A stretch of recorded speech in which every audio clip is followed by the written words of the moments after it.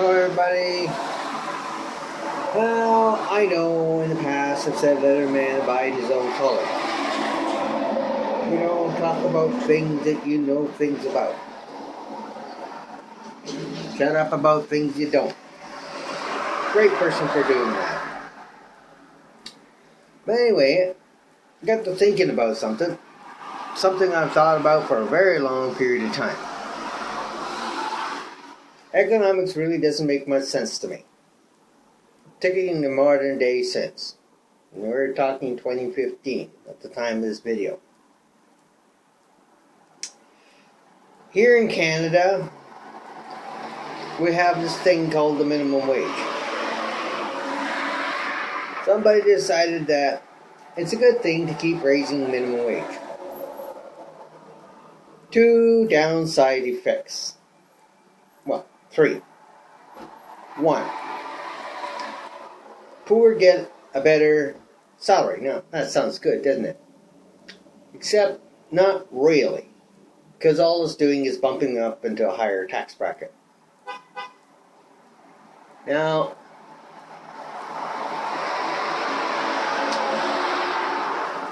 say I get a 2% raise. It might take me up to the level where now I have to pay 4% tax versus 2% tax. Kind of silly. Two, raising minimum wage. Increased costs. Salaries go up. The profitability goes down. The employers have to get it somewhere else. Three, because rates are going up, costs are going up, when I buy a product to help make my product, it also is going up. So in the end, the companies that pay the most and provide the most resources close down their stores and go somewhere else shopping. Hiring. Why should I pay white Canadian male $10.50 an hour? That's what it is here in Saskatchewan. For Canada, this little side note here, minimum wage is governed by provincial legislation. Same as stateside, it's governed by state. So what you get for minimum wage in one state may be greater or lesser than another state.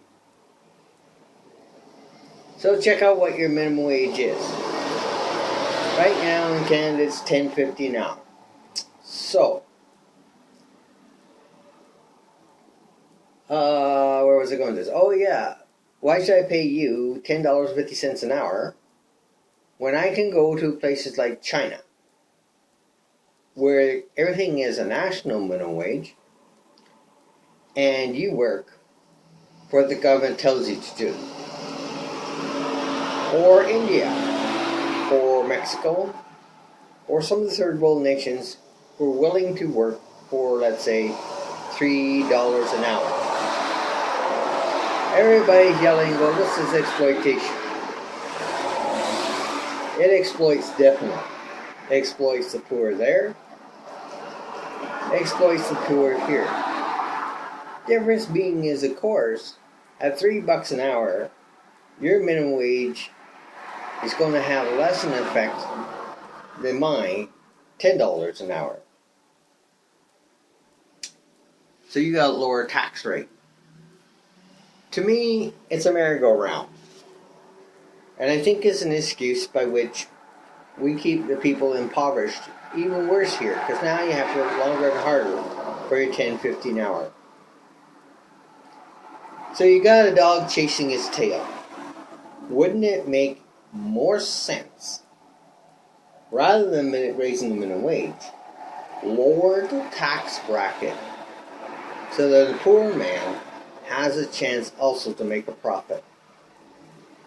I don't like the idea and stigma that the poor people will only take that extra money and buy booze, drugs, or other things. As much as I do quote the other things. Don't forget, we have children, grandchildren. We have to get transportation from point A to point B. Here in Canada, I have an environmental problem. It's called winter. Summertime, I don't mind walking 2 hour walk to work and working 8 hours and walking a 2 hour walk home. That's a 12-hour day. For those that don't see me much, I ask you, I don't see you walking back and forth for 12 hours a day. Some people think it's more palatable to sit on welfare. That's good. That's fine. But if we all sit on welfare, who's going to do the work? We all work, there's no taxes. No taxes, you're not going to get welfare. I think if an able-bodied man is capable of working no matter what his or her age, they should do so. There are many jobs available. To me, let's try to keep what we got left in Canada.